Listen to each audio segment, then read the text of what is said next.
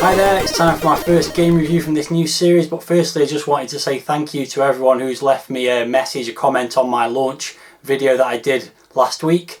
Lots of good comments, about 20 or 30 at the time I'm recording this one, so thank you to everyone who's given me some feedback. Nice to know that there's people out there who do want to watch the video, so I'll try and do my best. Bit rusty at this game reviewing stuff, so it might not be perfect straight away, but please bear with me. So the first game we're going to look at, as I mentioned in my last video, is Beach Buggy Simulator. There's the cover of it there. And we'll take a look at that in more detail in a moment. Beach Buggy Simulator was released in 1988, and as you've seen, it's on the Silverbird packaging. A pretty common game this, you'll find copies on eBay regularly, and I paid £1 for this game, so nice price to start off with there.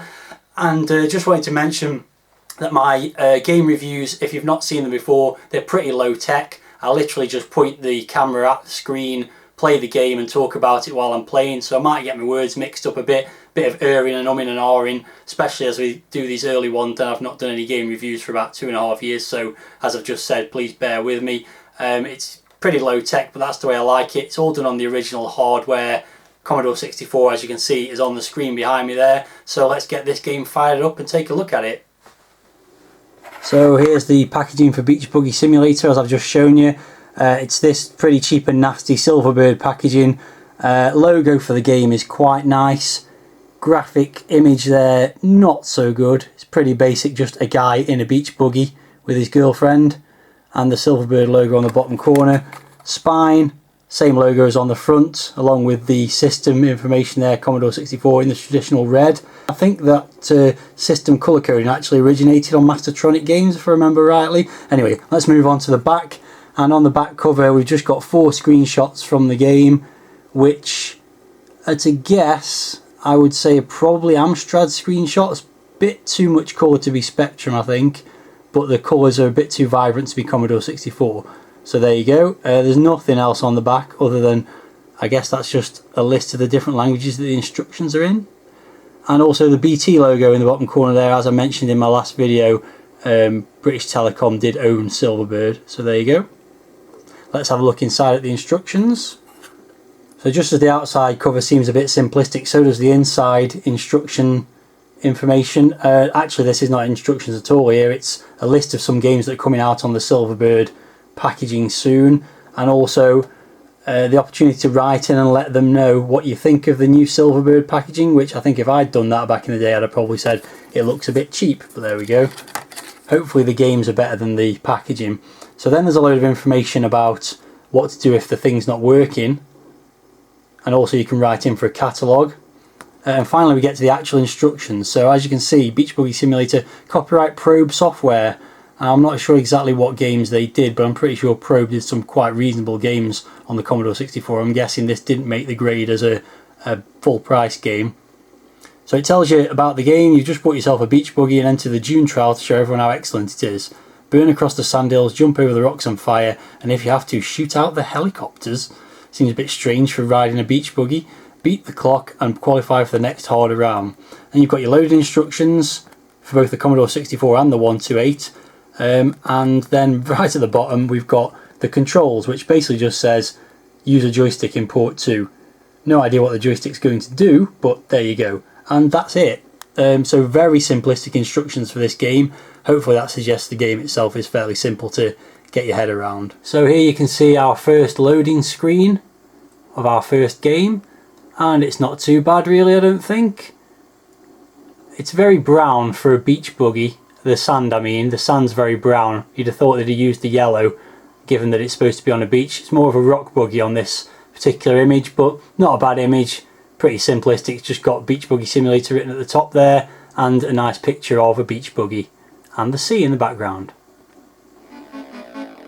So here we have the title screen for the game, which is pretty simplistic, but reasonably well presented. So as you can see, you've got the scores at the top there for player 1 and 2, so clearly there's a possibility for 2 players. You've got the Beach Buggy Simulator logo there, not the greatest colour combination there, which is red with a kind of pinky colour behind it. I wouldn't have chosen that myself. You've got some game options. As you can see, F1 gives you 1 or 2 players, F3 sound effects on or off, and then I don't know why you want to play with the sound effects off, but there you go. So we'll switch the sound effects on, and also F5 to play game, which seems a bit superfluous because you can just press the fire button to do that, but there you go, that's how it is. And then at the bottom here you can see we've got the round number, distance, fuel and time, so there's lots of things to take into consideration there. Let's get a game started and see how it goes. Probably should mention the music as well, which is not too bad. Not the greatest SID tune in the world, but certainly not the worst.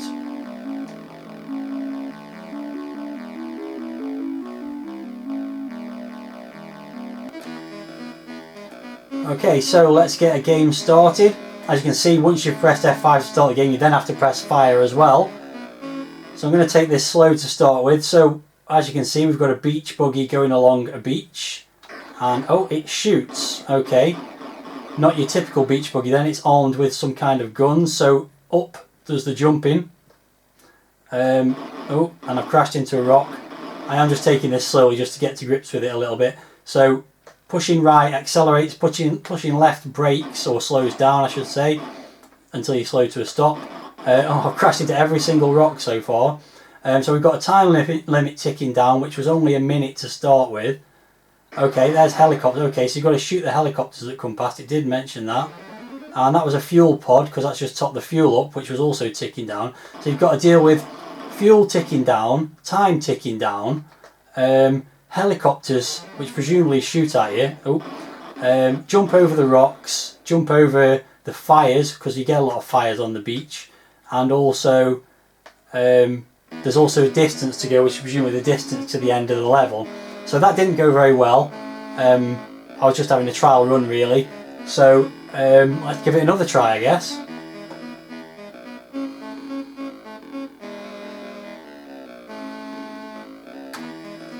Okay, let's get it going.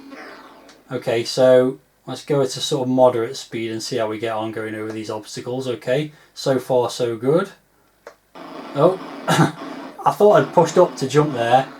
Seemed to have not done. Okie dokie. Not going too badly so far. Probably speed up a little bit here. Got a helicopter again. Got the fuel.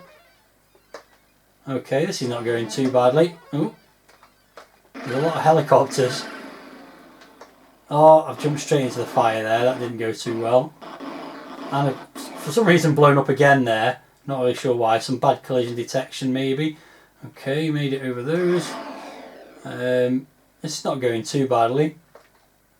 Talk about the graphics and sound once I've got to grips with the controls a little bit. Nope. Okay, so if you don't get the helicopters, they start dropping big fire bombs at the ground, which make it even more difficult. And time's up. Yeah, 1 minute is not a lot of time to get through this level. I'm obviously going to have to go a little bit faster. So let's give it another go.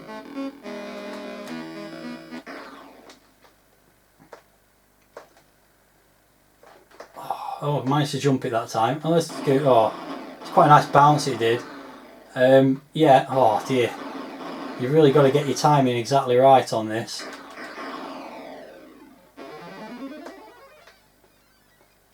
Oh, why is it going so slow there? So when you go up the hills, you actually get a nice jump effect. It does kind of fly a little bit. Oh, there's a lot of obstacles to avoid here. Oh, yeah, this is all going to be about timing the jumps as closely as possible so you don't hit the next obstacle along, which you can't even see as it comes along the screen. Now the game's reminding me at the moment of Moon Patrol, the arcade game from the early 80s, because in that game you've got lots of obstacles to avoid. Oh, it's game over again. But also things to shoot, and also a time limit and a fuel limit as well, so, and a distance to get to. So it's very similar to Moon Patrol, but the time limit is very, very harsh on this game, I think. So I guess we'll just have to give it another try and see how I get on.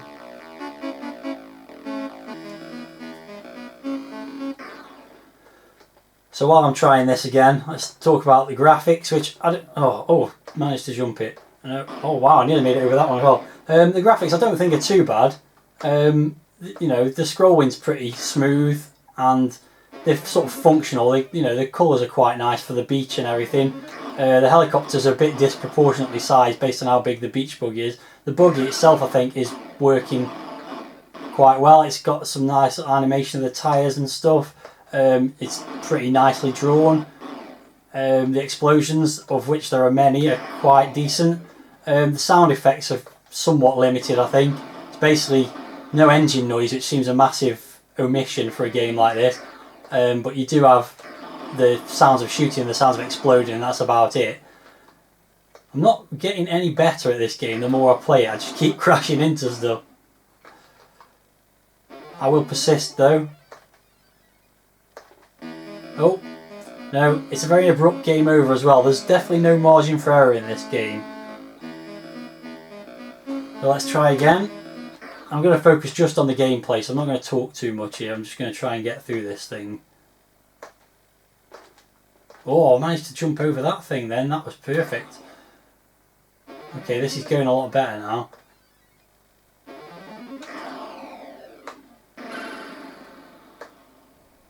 No, I'm going to hit that. That's alright. That's the first time I've hit something. I've got a lot more time left here. No, I'm going to hit that as well. Oh, it's all going a bit pear-shaped now. Oh, how am I supposed to avoid that? That's ridiculous. Yeah, I'm not a fan of the controls. I don't like pushing up to jump on a game like this. I think jump is the most important thing you need to do, and that should be on the fire button really. Obviously then you wouldn't be able to fire, but you'd have to beg the question, why am I firing at helicopters and stuff? I think I'm going to make it here. Yeah, I have actually completed the level. So when you complete the level, any remaining time is converted into points, and you go on to the next level. Let's see how this goes. I'm imagining based on how difficult the first level is, the second one's not going to be much easier. So let's give it a go. It's the very same principle, no difference in the graphics, same kinds of obstacles by the looks of it. Lots of things to kill me. Oh dear. Now I'm just stuck in a load of fire. Oh, another helicopter. It's quite infuriating gameplay. Now I've jumped into another helicopter that wasn't even on the screen when I started that jump. It's a bit unfair. No, and I've jumped into another fire. There's obviously bits here where you should slow down to try and time your space in between the different obstacles. But yeah, without knowing what's coming up, you're going to have to learn these levels sort of off by heart to get anywhere, I think. I'm going on a bit of a better run here. Suddenly thinned out with no obstacles, strangely.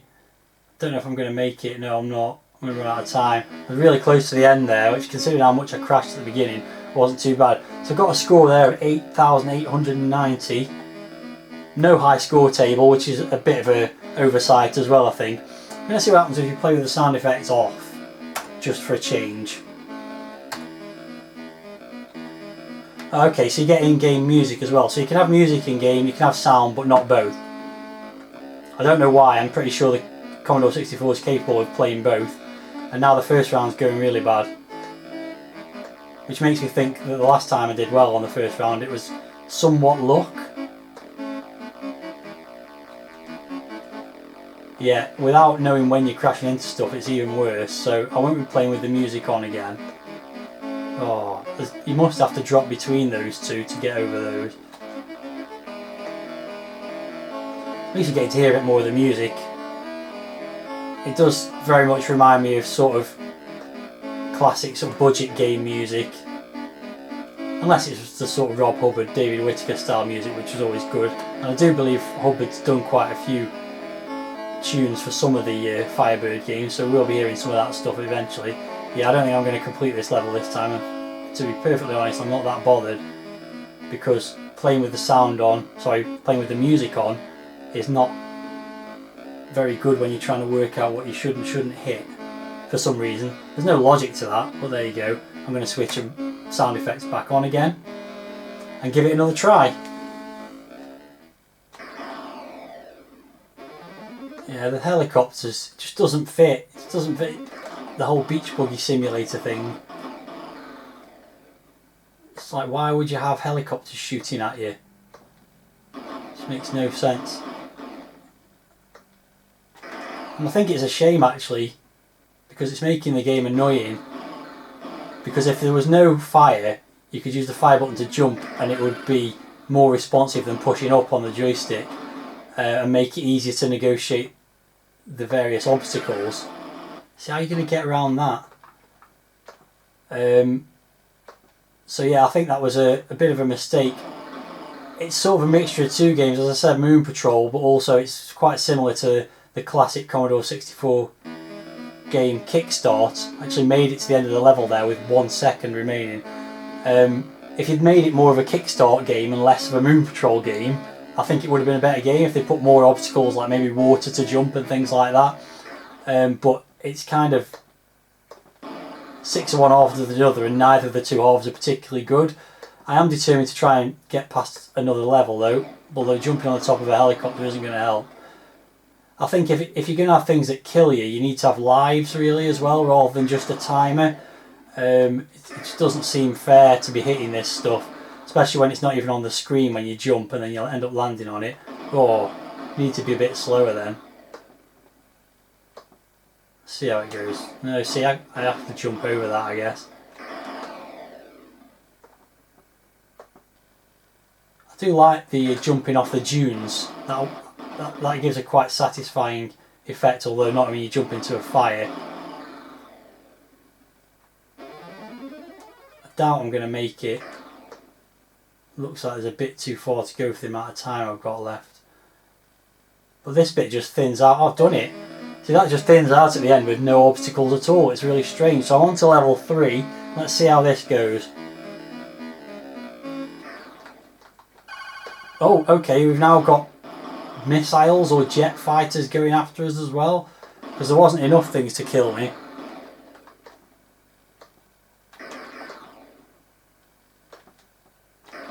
Oh, bloody helicopters, so annoying.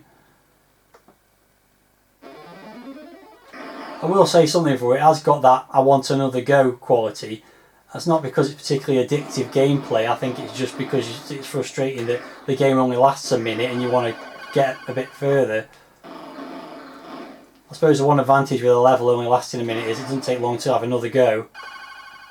But overall I've got to say the playability is not great. There seems to be a lot more luck than judgment with some of these obstacles, and the number of times you jump up the screen and hit a helicopter is, as you can see, ridiculous. And jumping over things and landing in the fire. I don't think I'm going to make it to the end of this stage. Nope, that's game over. I think I've had enough there. I think you've seen enough. I imagine subsequent rounds are just the same sort of thing. The time limit's a little bit too harsh. I think if they made it a minute and a half, certainly for the first couple of levels, you get into it a bit more. The fuel aspect seems to be pointless really. I don't think you'd ever run out of fuel with the amount of time you've got left versus the amount of fuel you've got. Yeah, I just think it's a strange mixture of two different types of game that don't really work together. If they made it just the Beach Buggy Simulator, just driving along and jumping over obstacles, I think that would have been fine. If they made it a shoot 'em up, then it shouldn't have been called Beach Buggy Simulator. So all things considered, I'm going to say it's probably not worth the $1.99 asking price, but in terms of my review, I'm going to go for, out of 10 these scores are. For packaging I'm going to give it 4, the packaging was pretty poor. Presentation, 4 again, few options there, and the music's not too bad on the title screen, but the lack of a high score table is a bit of an oversight, so I'm not too impressed with the presentation. Graphics I think were pretty decent, I'm going to give them 6 out of 10. Sound, again the music's not too bad, the sound effects within the game are pretty poor, so I'm going to go 4 for the sound. Playability, it's got a bit of addictiveness to it, and there's some aspects of the gameplay I think are quite good, but as I've said, some aspects are also pretty not good, pretty terrible in fact. So I'm going to go with 4 out of 10 for the playability, which gives my game, my first game of this new series, a final score out of 10 of 4.8, which I think is about right. It's pretty average. So thanks for watching this video. Let us know what you think about it in the comments, and I'll be back with another video within the next few days hopefully.